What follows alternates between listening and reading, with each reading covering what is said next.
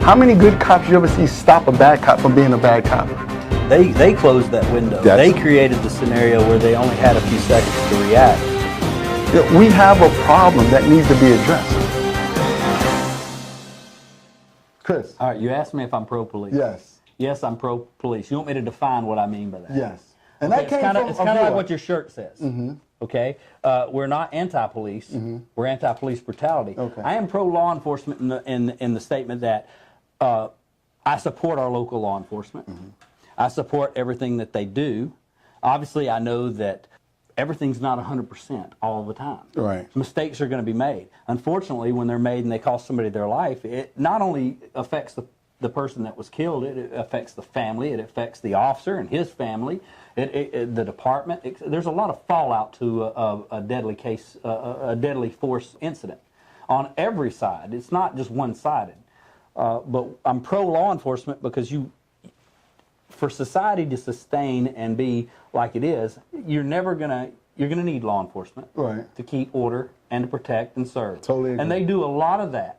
There's a lot of good that law enforcement does do. A lot. That, doesn't get reported. All most people hear are the bad cases.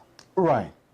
And even when you do something right in law enforcement or in the private sector or whatever, typically what happens is you can do 1,000 things right. Mm-hmm. You get 1,000 attaboys, great job.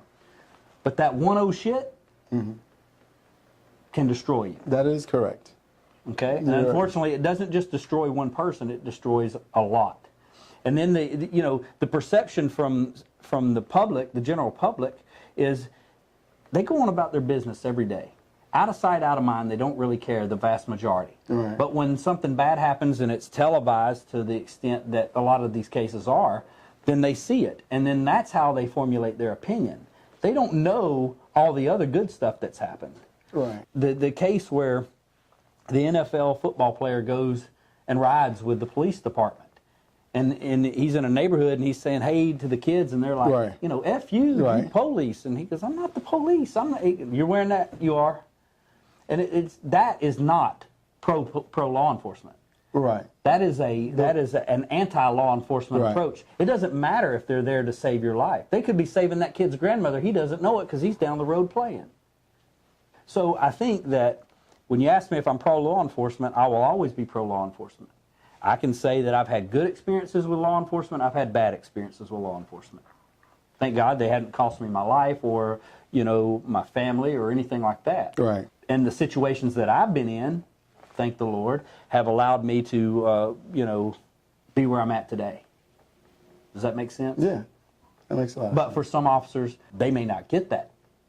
I worked with an officer that left the department. He was scared to death. And, when we worked the projects, and he was a white officer, he made the comment, I'm scared of black people. And in my mind, it was something I couldn't wrap my head around. I said, well, you're in the wrong neighborhood for this. Right. Because we're in an all-black community, and if you're scared, you're a danger not just to me, but to everyone out here. So it didn't take long for the FTO program to weed this officer out. Right. And the officer got picked up by another department because, let's face it, they look at people who are already mandated so they don't have to spend the money on it. Right. There's a lot of financial stuff that goes into the background of these departments. He gets picked up by another department, and he's responded to something, and he runs over somebody going down the road as they're crossing the street. The same guy? Same guy. Who was fear of black.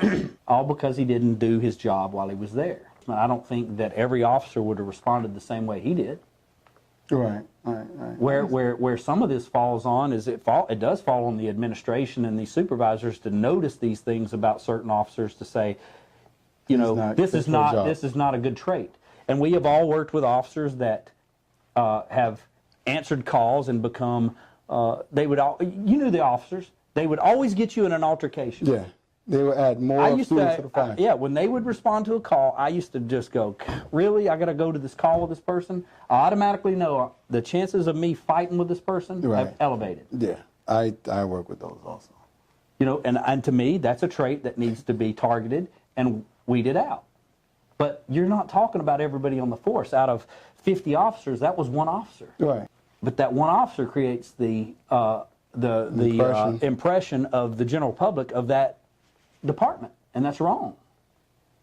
That's wrong. Yeah. Have you ever checked a bad officer for being a bad officer or bad policing? Yeah. Have you ever said, yo, hold on now, we're not doing that? Yeah. And what happened? Matter of fact, the one officer I was talking about that didn't make it through the FTO program is FTO officer. Mm-hmm. I got to give him, the props. He's a very good officer. He's been promoted to a captain now, and rightfully so. Right. He took him back to the precinct and said, "You're done. This is not for you." Exactly. But, a lot of times that fails to happen because on an officer level and a sergeant level, departments they don't really have some of the best candidates out there. And now is not a great time to be in law enforcement because the general public doesn't see them for the good that they do provide. They only see them for the negative. How do you have a solution to fix the negative? I mean, What do you think? like I say, the bad things are always going to overshadow the good things. Right. They always do. I mean, I don't know that there's any way that you can get away from all that. I have a friend that has worked in multiple departments. He just got an award from the city for saving somebody's life, and it wasn't televised. The only thing that was done was social media, a Facebook clip of him receiving an award for saving somebody's life. Yeah. But now, if he'd have shot somebody and taken somebody's life, Right. it would have been all over all the news outlets. Yeah, it definitely would have been. Right or wrong? I mean, No, it definitely would have been. You said earlier it's responsibility on both sides, and I noticed that even in our last communications, you kind of you put a lot of emphasis on the individual who contributed, as you would say, to the overall. Like if Tamir wasn't playing in a playground with a toy gun, we wouldn't have had that incident. well, I don't know. I mean, Like this guy with the screwdriver, right? I don't know that he couldn't play with a toy gun. As a parent, I have kids, obviously, and they've had toy guns. You have kids that have toy guns. Right. I mean, everybody plays, either cowboys and Indians or cops and robbers. There's always some facet, or the airsoft and all that stuff. Right. You teach your kid firearm safety, whether you realize it or not. Right. Don't point that at your brother. Don't point that at me. Right. Don't point that. Don't look in the barrel. Don't do certain things. Even though they're toys, you're giving them instructions, whether you realize it or not, that are, Right. Don't point that at somebody, you're going to get hurt. Pellet guns, same thing. I can't say that Tamir had that opportunity or had somebody in his family that told him that. Right. Law enforcement are held to a different standard, just like doctors and all these other nurses and professionals. Right. They're held to a standard. You're not, as a police officer, you show up, they're assuming, as a civilian, that you've been trained to handle everything. That is true. They can throw anything at you and you can handle it. Right. Same thing, you go to the doctor, you're not feeling well. You expect that doctor to be able to fix you, right or wrong. Correct. So, but you don't go to the doctor and start cussing them or treating them like shit, Right. and expect them to fix you. But look, Am I right or wrong? No. I worked in the ER. Well, And- okay, and- trauma centers and things like that. There's a lot of I've dynamics seen- going on. I've I'm seen talking people about come in you there, go to your doctor. You go to your doctor. Yeah, I've seen people go in there. Yeah. My point is that when you respond as a law enforcement officer, they expect you to be trained in every facet. Right. There's training, though, on a civilian side. I think even in school systems can learn from this. There's ways to interact with people on a professional level and an unprofessional level. Like, I got pulled over the other day. I was on the phone with you, as a matter of fact. I remember. And basically, I got pulled over because I went around a mail truck that was halfway off the road, putting mail in there, nothing coming around. Sheriff's deputy comes flying around the corner, okay, to where we weren't going to hit. Right. But I'd already Went back cleared into it. Right. Well, he comes, pulls me over, says, "I'm pulled you over because you passed in a non-passing zone," because it had the double yellow line or whatever, or the yellow line, whatever it was. I said, "Yeah, but they're impeding the flow of traffic." So now I'm arguing with the officer about why I did what I did. I'm not saying that's not escalated to, get out of the car and jerk you out of the vent window. Well, why not? But Well, who decides that? I decided if I was going to argue with him or not. Right. And the Right or officer, wrong. then the officer decided what type of approach he was going to give you. Well- whether he's going to yank you out of the car or not, that was totally. Well, it would depend on how far, I guess, the issue would have went. But that's all perception. What I'm saying is that I also have enough sense to know that on the side of the road, I'm not going to make this a full-out combat situation over I passed the mail truck. He may not be the one that takes me to jail for how bad it gets, but they'll take me to jail. Yeah, but you got to understand something, that there's a perception on a certain group of people wouldn't have that same luxury of sitting there and expressing themselves because they're perceived as a threat. Because you check out one of the videos that we have. An officer explains to a school teacher, right, why blacks are treated so aggressive. He said because they're perceived as dangerous, they're perceived as violent. This is a police officer now telling a black his school opinion. teacher. Yeah, but how many other officers have that? You just said I you can't had say that. Yeah, but I don't have that opinion. Yeah, you may not have that opinion, but the numbers support that opinion, right? That perception that officers has, right, is spread it out through a lot of officers. If we have, like we said, well, there's a lot of opinions that are spread out. You know, I can guarantee you that, you know, I worked in the mountains for the sheriff's office when I went up there doing narcotics. Right. Now, I'll go ahead and tell you, when people that live on the mountain tell you they're going to do something, they're going to do it. Right. So it's totally different than, you know, when I'd worked in the city, a lot of times people run their mouth, and that's all they're doing. But in the mountains, it was totally different. So I could say the same thing. No, if it's a mountain man, right, you know, they're dangerous. But I don't look at it that way. I've never, me personally, and this is my opinion, I don't look at blacks, whites, mountain folk, or anybody as being any more or any less dangerous than each other. Okay, and that's good. I wish everybody who wear that uniform would think like you. But you know why? Because we wouldn't have these problems. Right, but you're putting an umbrella over everybody. It would be no different. No, I didn't say everybody. I said a large portion. I didn't say everybody. You had an officer say with his own mouth. That's why blacks are treated the way they treated, because they are more violent, they're more aggressive, they're more dangerous. He said that to a black school teacher. School teacher was like, why are you being so aggressive? But don't you think that at that point, then somebody should have called him out on that? Yeah.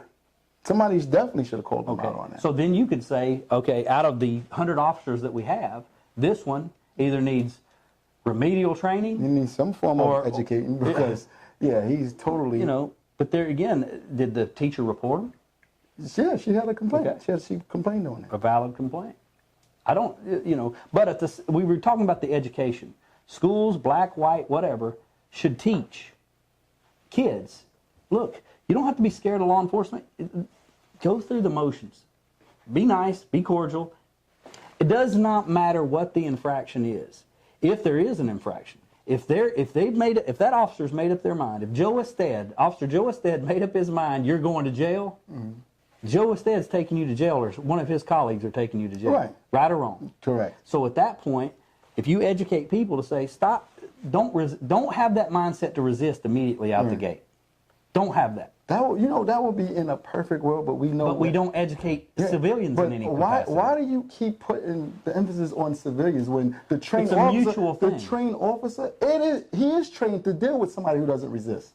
Yeah, and how is he trained? How is he trained to deal with passive and aggressive resistance? Yeah, by using his use of force, what? By using force, right? Right. And I have no problem with that. The problem I have is that they go from 0 to 100. Well, you know, and that every scenario. Most of every scenario. You know, how many scenarios, if you're in your departments or any departments, how many scenarios are similar in incident but have different outcomes? Right. Because how many in scale? Because it's probably a lot. Well, it's probably a great deal. You know why? Because you have some officers that just do what they want, and then some officers follow protocol. It's a use of force continuum. If I'm receiving this amount of resistance, I'm going to apply this amount of force. It's equal to the amount of resistance. You have officers that go from 0 to 100, and then that's where we have these problems at. Just like what you did, right? I know an officer right now. He would have took what you said, right, as so offensive, he'd have ripped you through the window. Who are you? I'm the officer here. Who are you to be questioning why I stopped you and you went back across the line? He'd have ripped you right through the window. Well, and that would have been wrong. I'm not saying it would have been right. I'm not saying it would have been right. And that's where I would have handled it in court.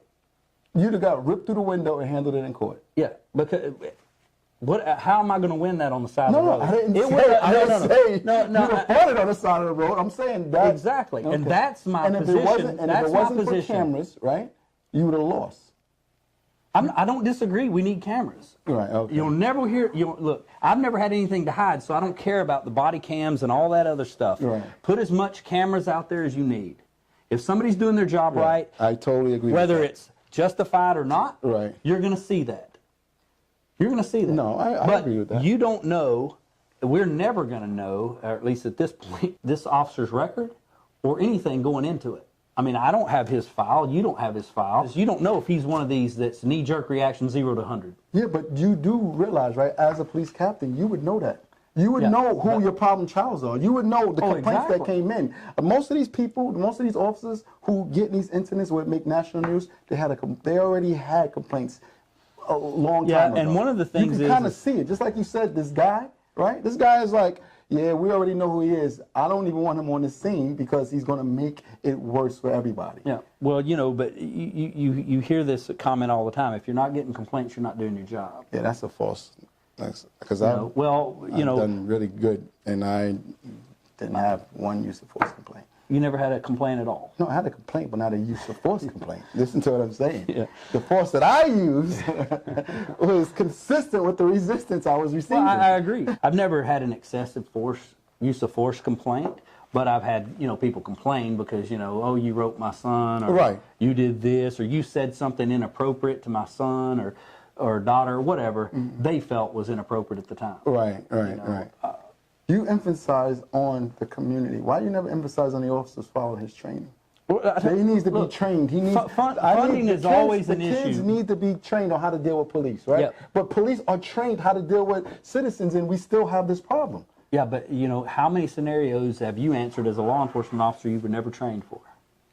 You're not trained, right, to deal with every situation. I agree. Right? The academy can't teach you that, but they can teach you a basis. Right? They give you a standard. Answer me this. If we went to a high school right now, or a middle school, right, and a high school, the chances of you having any interaction with law enforcement is slim to none. However, when you do, this is how you respond. If we trained people from that going forward saying, look, on the side of the road, and we implemented that, what do you think would happen? Would it be worse for the situations between law enforcement and the community, or would it be better? I can't answer that. And you know why? Because my emphasis is on the trained professionally, how the officers are responding to these individuals. Well, and the reason why I say that, because I have taught, because you got to understand something, right? The way the police view people has a lot to do with how they respond to people. I was given a class one day, right? And it was pretty mixed up class, right? And I asked them how many people have been stopped by the police, right? And pretty much 90% of the class have been stopped by the police, right? Who is that cop? Right? It was just crazy, right? Because I was like, okay, so when you were stopped by the police, right? How many of you guys, and it was a search and seizure class, right? I said, how many of you guys, the officer asked, can we search your vehicle? All the whites kept their hands down, and all the blacks raised their hand. That's a problem. That's a huge problem. Well, I disagree with that whole scenario. You can disagree. This is reality. This is really happening. Yeah, but I've seen the same thing. Because that happened, and I'm like, wow, that's not even where I was going. Okay, so but it was like, now officers, right? You worked in the project. Yes, right? I have. Was that predominantly black or white? Yes. Okay. Yes. And when you were there, if white kids pulled through that neighborhood, did you ever stop them? Yeah, but I had probable cause to. Okay. Yes. I would stop them. Did you ask them to search their vehicle? It all depends on the scenario. But did you ever ask a white person if you could search their vehicle? Yes, I've asked the white person to search my vehicle. Okay. So I don't look. A lot of it is what area are you in? How familiar are you? No, I agree with that. I'm not disagreeing with that. Okay. Because I probably say 90%. Hold up. You're putting all your stuff on the trained officer. You're putting everything you're saying. Because I worked in the dominantly black neighborhood, right? In the projects, right? I say 90%, right? Of the people I arrested was black, right? Right? Okay. But I also, right, when I was reassigned to a white community, my policing followed. But it wasn't different. I policed whites exactly like I policed blacks. Now, the approach might have been different depending on that area. If it was a more bougie, uppity area, that's a different approach. You might use different terminology. You might cater to them in a certain way that you wouldn't cater to somebody that lives in a trailer park who doesn't, you have to talk their language sometimes, right? So, but the policing, the elements of policing on when to make arrests, when to use force are exactly the same. My point is this. I don't disagree with that. However, what I'm telling you is I put just as much blame on the officers as I do the parents and the community. All I hear you say is you got to blame both sides. We need to train and teach citizens how to deal with the police. I'm asking you the question, yes or no. If we trained civilians, gave them some training, level of training, because everything's about education. Right. You send your kids to school to get educated, to adapt to the world. I get that, right? So you're telling me that it would not positively impact encounters with law enforcement and people? Are you going to train the police officers as well? We do train them. Okay, exactly. You're going to have the same result. No, you're not. You're going to have the, because the trained officers, right? The trained officer, he dictates the momentum of that encounter. You can have a passive, a full-blown shithead, or you can have just a regular person who's dealing with the police that's a law-abiding citizen, right? If the officer is going to come, his perception is this is a black person, I need to be aggressive, you're going to have the same result. You're speaking about a certain percentage of people that are using a race, the race as a position to enforce the law. What do you mean? Exactly what you said. You're saying, though, if they look at this as a black person and say he's a black shithead, then that's the way the officer's going to treat him.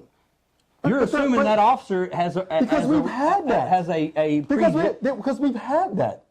We've had. I could say. Remember that surgeon I introduced you to at Romy's graduation? Yeah. Surgeon, right? Square away kind of guy, right? He's black. He drives a Range Rover, the most hottest one. He gets pulled over every time. What are you doing? Why do you have this vehicle? He's like, I'm a surgeon. I can afford a vehicle like that. If you're perceived, right? But you put me in the category with law enforcement to have a predetermined judgment. I didn't. I'm just saying it does happen. You keep making it look like it don't happen. No, time again, it happens. A limited amount of law enforcement have that mindset. You're putting everybody in a category. If that was the case, I'll be putting myself in that category. I would never do that. I'm just telling you, right, that if you don't put the accountability on the officer, right, I don't care how much training you give a citizen, right? If the officer doesn't change his mindset on how he perceives a certain group of people, you're going to have the same results. I disagree because you're making the assumption that all police officers look at a group of people as a certain way. I never said all. You can't. I never said all. One officer can determine how the incident's going to go. I can agree with that. Most officers, you never see an officer escalate the situation? We just talked about that. Right. And you know if that officer shows up, it don't matter if they're white, black, Hispanic, or whatever. That officer loves to escalate shit. Right. And he's going to escalate or she's going to escalate it every time because of the way they talk to people. You know, if an officer comes up and they talk to somebody like they're a shithead, you're going to get different responses from that civilian, right? Right. Either they're going to say, oh, hell, or they're going to be a shithead back. Right. Obviously, you're going to meet force with force at some point with somebody. That's not, what do you mean? With somebody. If I just don't like, right, you pulling me over because I felt whatever reason, and I give you a little bit of, like, this is bullshit, you know, you could be doing something else. I'm talking about an officer that's treating you like a shithead. Chances are they're going to run into somebody that's going to escalate with them. That's going to be a shithead with them. Right. They're going to force to force. Right. Where if you respond to them and you're, you know, nice as can be, you're doing your job, right, that may not escalate. The civilian may escalate it depending on how they feel, but you're not doing it. Right, but that's what we get trained to do. I understand that. We got to have restraint. A civilian has to have restraint. It's not hard to stay out of trouble. I totally get what you're saying. It is not hard to stay out of trouble. Listen to what I'm telling you. You have to make a conscious decision to stay out of trouble. And it's not hard, right, for also to follow his training. It's not hard to have restraint. If you can't have that job and have restraint, you shouldn't have that job. If you think you need to be a bully because you got a badge and a gun, you should not have that job. If you can't take somebody telling you, oh, you ain't got something else to be doing better, get a real criminal, without getting so mad that you got to yank somebody at the car, you shouldn't have that job. I've had that. People, you pull them over, oh man, what happened? You ain't got nothing else to be doing? How many officers you ain't got nothing else to do? How many officers have you worked with? Thousands. And then I was on that federal task force, so I went from agency to agency. But how many out of those thousands acted that way? A handful. Okay, so a handful. Right, and that's out of thousands. and that's who I'm addressing. I didn't say everybody. Okay, I never but said I think everybody. you need to make it clear that I didn't say everybody. I told you but that. I think you need to make that clear. You keep trying to deflect it to me saying everybody. You are on this. No. Both sides are held or responsible. Well, they are. They are. You can't say if I come out yielding. If I'm a civilian, I come out yielding a gun, and I'm the guy that has the gun to my head. Okay. Right. If I make the decision to turn and face you and drop that gun towards you, what did I do? Then it's my job, right, to follow training and use deadly force. But what did I do? You created I a deadly escalated, right? Yeah. If I like how you use the most extreme case. That's real smart. That's a Trump move. Let me tell you what you did, right? Let me tell you. Look. Yeah, I know you're going to edit that. I'm talking. Listen. I'm talking just mouthing off. I'm talking mouthing off. No, a lot of people. The use of force continuum says you get this amount of resistance, you use this amount of force. Time and time again shows this amount of resistance. Officers go to the last. I'm going to beat the hell out of somebody. I don't agree with that. Yeah, most all the incidents that happen are not incidents that you're talking about. You are going to have a handful, like you said, of officers. You're going to have a handful of officers. You're going to have a handful of situations out of thousands that are unreported because the incident didn't occur the way you're portraying it.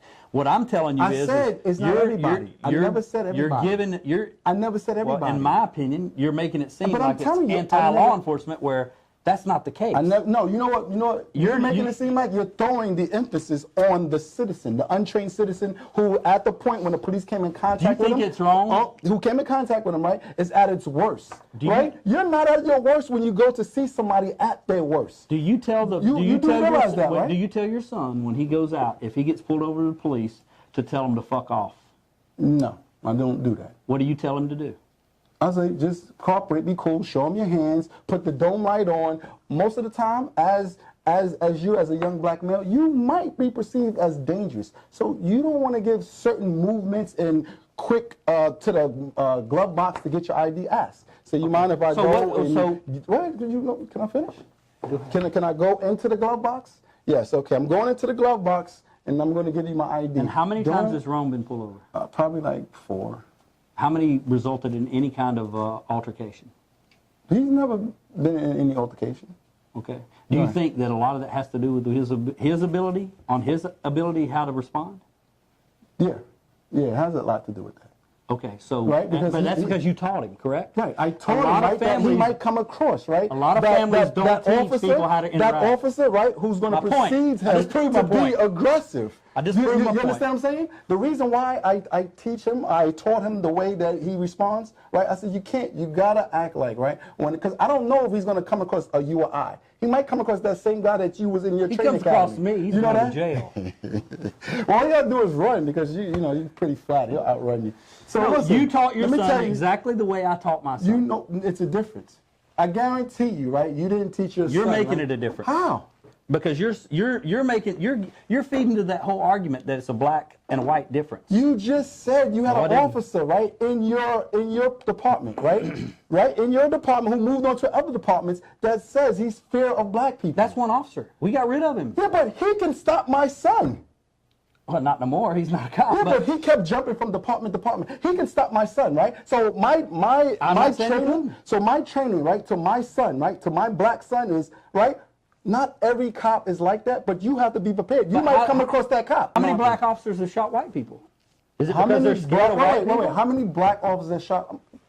Yeah. Is it because they're scared of white people? No, because the use of force continuum, white, black, or Hispanic, and then the white person created the use of force situation. You're feeding into the narrative that it's racist, and it's not. Hold on. You think they shot that guy? You think they shot Jason because it was race motivated? No, I think they shot Jason because they didn't know what they was doing. Okay. So, but you're making the argument, you're feeding into the argument that race plays a factor in it. It does. That further divides the situation. I don't agree with that. I could say that. You just said, right? What if I perceived, if I triggered in my mind and said, you know what, that every black officer that shot a white person was racist. What if I did that? It doesn't matter if they are or they aren't. Right. I don't know them from Adam's house cat. Right. But what if I did that? Then you know what's going to trigger in my mind from that point forward? It's going to make me become racist, right? Right. Okay? So I don't feed into the narrative of it's a but black and white issue. I know you don't feed into it, right? But history shows us it is a factor. You making it seem like it's not a factor. I don't think it's a factor. Let me tell you something, right? Undercover officers, when you start talking about a friendly fire incident, right? Black officers are being shot, right, by white officers in the undercover capacity. Whites worked undercover, right? Why do you never see a black officer shooting a white undercover officer? I can't say you've never seen that. Where's it at? I'm telling you, it doesn't exist. I've never looked up. It doesn't exist. You got more friendly fire against black officers than you do against white officers. That's a known fact. But look, let's get back to the kids. Let's get back to the kids, right? I'm not saying, and I want everybody to understand this, I'm not saying every police officer. Not saying every police officer. There is a handful, like my co-host has admit to, that yes, we do have a handful that's out there. The difference between your son, right, and my son is their color, right? Now, if you got that officer that you say that is scared of black people, your son has no problem if that officer pulls him over. When my son get pulled over, he doesn't know which officer, was he getting a Chris or he's getting the officer that is scared of black people. So what I'm telling you is I have to train my son, right, to respect all cops, but understand you have that small handful that might look at you as a threat. He might look at you and perceive that you're a dangerous young man. So why would it be wrong for us to educate people in society? I never said it was wrong. No, I'm just saying. You said it wouldn't help. No, it wouldn't help if you got that same officer. You don't know that. If you got that same officer, it doesn't help how much training you're going to give that. But you know how many black people that officer took to jail, and you know how many people he killed? The same officer that you're talking about? The same one I'm talking about? I have no idea. Zero. Yeah, he wasn't on long enough. Well, at any department.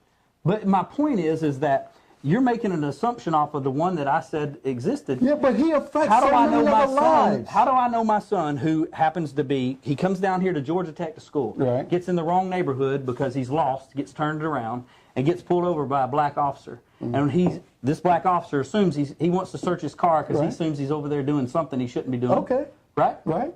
And my son's nervous, and that's going to make the officer nervous. What are you so nervous for? Well, okay. I mean, why is the officer going to be nervous? Okay, but why is the officer going to be nervous? So I've got to train my son in the same capacity to say, look, before he came down to Atlanta, I said, look, now you can go from a real nice area to a bad area, right? And a matter of a block, right? And you know what? When you do the cops will treat you the same because you're a white male. No, that's yes, correct. That is true. He's been stopped down here at Georgia Tech. Okay, and what happened? Well, I mean, he's got all. He's a nice kid. Have a nice day. But his interaction with the officer didn't think that he was a threat. Didn't think that he was dangerous. His interaction with the officer was civilized. Number one, my son did nothing to escalate it. Right. He did everything he was told. Put your hands on the steering wheel, cooperate completely with the officer. I tell him, you're never going to win on the side of the road. If you don't understand that from the get-go, it's going to escalate. It doesn't matter if the officer's right or wrong. I said this the last time. It does not matter if the officer's right or wrong. On the side of the road, he's going to be right whether you protest violently or silently. I don't know about you. So we have to educate. We do have to educate. It is our responsibility as parents and as members of the community to educate people. That's why you have community-oriented policing. But why? If they're doing their job. Okay, I get that, right? I get that. School resource officers should be doing more to interact with the kids to do it. Chris. You are aware, right, that we have a race problem in policing, right? You are aware of that, right? Well, it may not be a huge race problem, but there is an element of a race problem, how there's certain officers, and there's probably a small percent perceived black people. You're aware of that, right? I'm aware that there's blacks that don't like whites, and there's whites that don't like blacks. But we're not talking about who doesn't like. Am I saying I know for a fact there's been racially motivated stuff that have happened. Right, and now, at the end of the victim, right, who got beat and killed, right, being black, right, was a direct result of how the officer perceived him. You gotta acknowledge that because it shows it. The numbers show it. How you gonna admit, right? I can't say that. I'm not gonna say that. Chris, you admitted, right? Last time we did a show, right, that you have whites population of 77 million. You said that, right? And police kill whites, right? Did I say on a that? yearly basis, right? Police kill whites on a yearly basis more, right, than they kill blacks. You said yes, right? I said, do you also realize, right, that police kill unarmed blacks more than any other race? How is it that you're looking at blacks unarmed more dangerous than you look at whites? Well, but I don't. Like, we're not talking about you.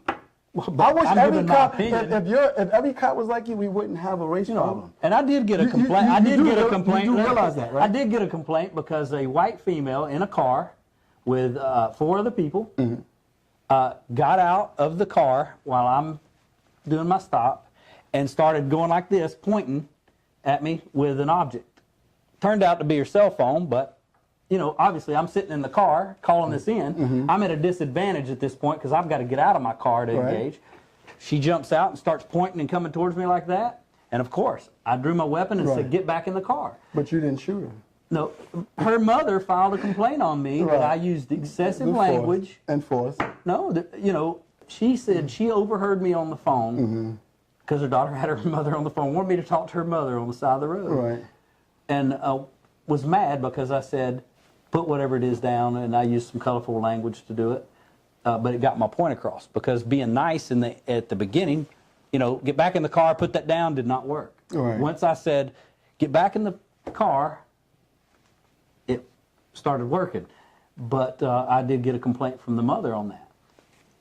You know, nothing ever transpired. I mean, but I could have, if I'd have been untrained and been scared, I could have. Who puts somebody out that's untrained? Everybody has to pass certain tests, has to pass written tests, have to pass scenario testing. Stop saying untrained like they just give you a gun and badge and say, all right, good luck, go out and police. Well, believe it or not, a lot of departments still today, you go out of the academy, straight to the road. Right, that's fine. There's no FTO, there's none of that stuff.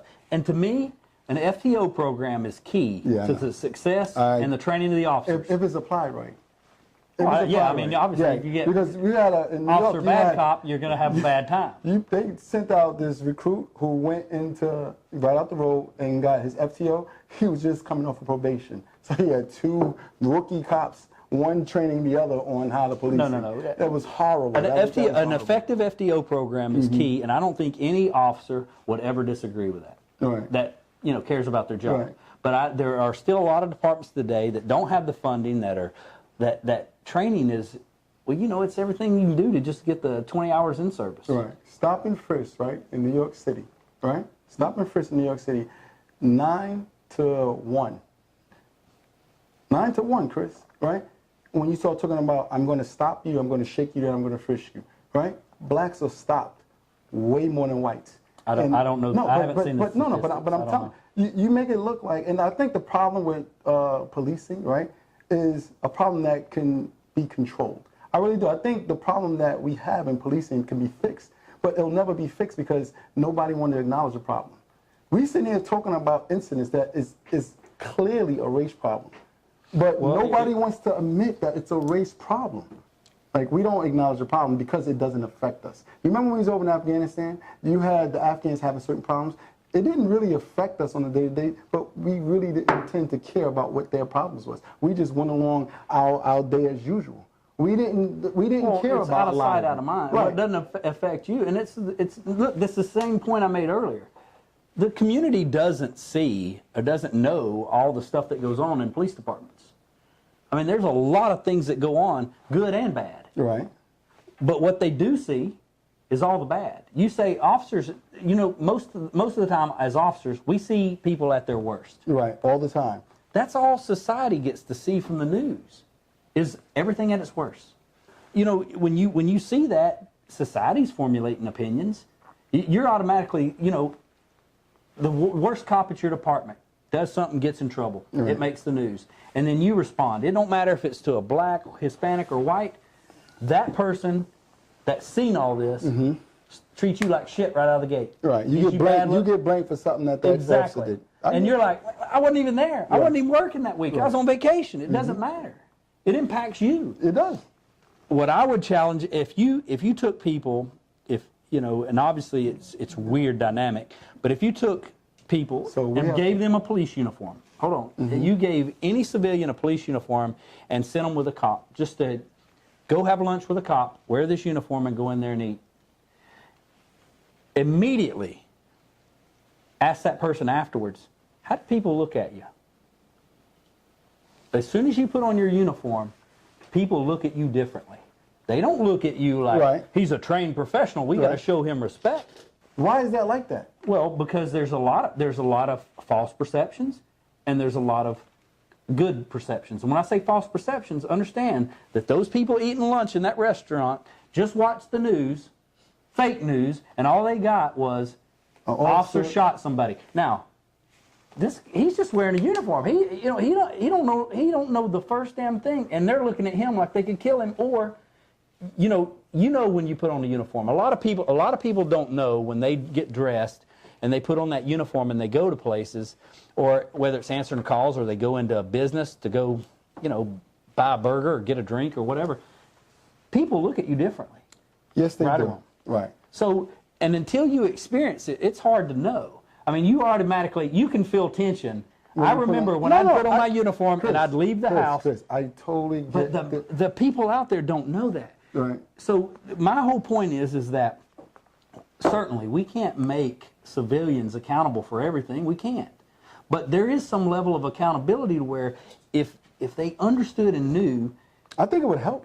I'm that's what I'm trying to get out of you. No, but because you put more an emphasis on the civilian than the law enforcement. No, I'm not. I think, me personally, right, if you want to make a huge change, right, if you start holding people, officers, right, accountable for bad policing, right, it will force a huge change. We won't have thousands and thousands of videotape where officers just went outside of his training.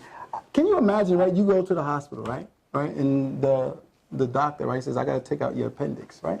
And you go, all right, cool, no problem, easy, 1, 2, 3, right? You've done this 100 times, right? Now you're on the table, right? And for whatever reason, you know what? I'm not going to follow the training or how I normally would do it. I'm just going to do it a different way just because I feel like doing it a different way today. And he all of a sudden takes out something else. I was going to go out with it, right? He automatically takes out he's taking out your appendix, he takes out, he removes the kidney. And he go, oh man, my day was bad. I didn't know what happened. I did like 20 hours. It happens a lot, actually. Or they leave a sponge. Right. And what happens? Right. You don't win on the table. You can't win on the table. You win in court. Okay, what happens to the doctor? Should he be held accountable? He is. That's why he has insurance. Okay, so why is not the police held accountable? They are held accountable. Not all the time, and that's what people see the frustration at. People see the frustration in the system not protecting them. But at the same time, people also don't claim responsibility for anything either. Okay, what do you mean? You put 100% of responsibility on law enforcement. You know why? You know why I do that? Right? Because I've done the job well.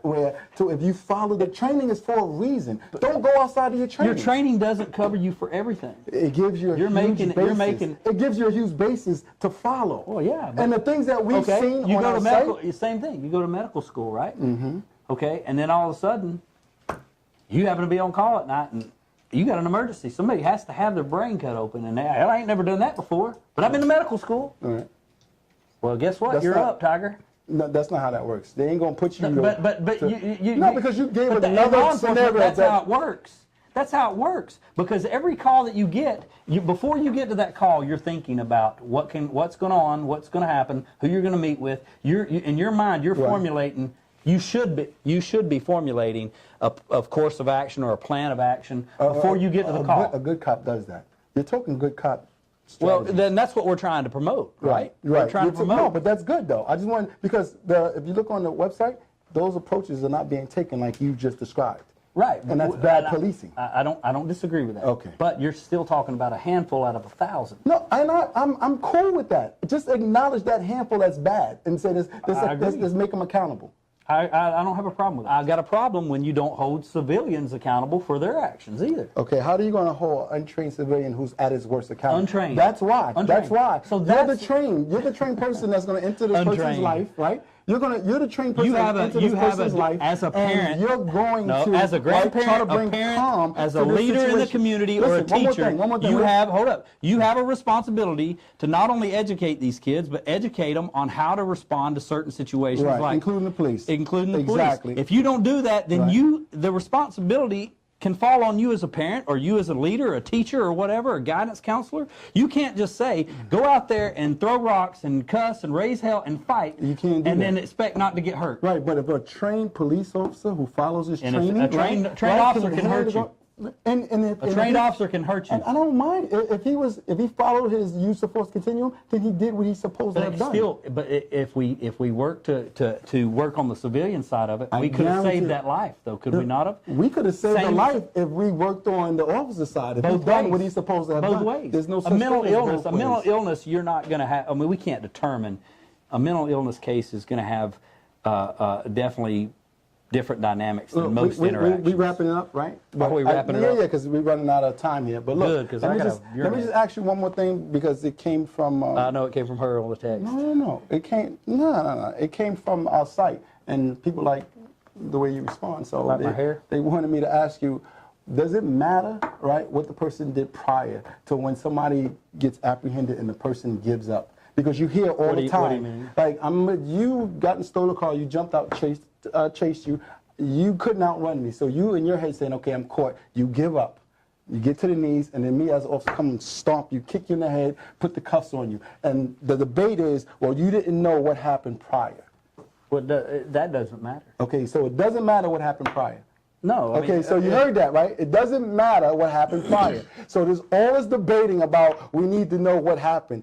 The training doesn't apply if he was in Walmart and he stole a gum or he just robbed somebody. If the person gives up, right, by police procedures, you take the person into custody without incident. You don't get free hits. You don't stomp him in the face. You don't kick the shit out of him. You take him into custody. Well, I didn't think we disagreed on that. No. This was on the site. That's what I was just telling you. Oh, okay. So we're responding. Yeah. Right, Once the person gives up, I mean, you take them into custody. Right. No hits. No, you don't do it. Why would you do it? But your job is not to hurt people. Your job is to restrain them and apprehend them. That's it. When you're in that scenario, it's not, go up and free tags or whatever. Okay.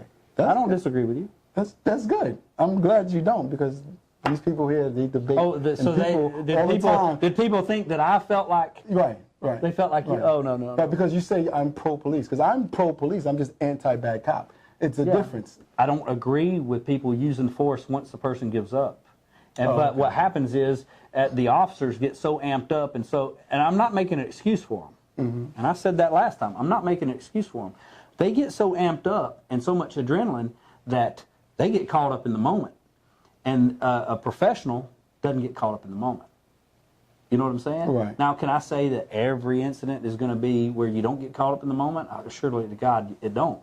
But, that's why that happens when somebody does do something or slams them down, to execute the arrest or whatever. Right. Okay, we're coming to the close. I'd like to thank the followers. We're now at 1,300 over. It took us about a month and a half. So you are telling me and Chris that we're all on the right track of trying to make a change when it comes down to changing the narrative and identifying bad policing, holding them accountable while supporting good cops. This is what Police Brutality Matters organization is all about. It's bringing awareness and understanding to police brutality by supporting good cops and weeding out the bad apples in policing. Make sure you follow our social media accounts for more information on police brutality and our mission to improve policing.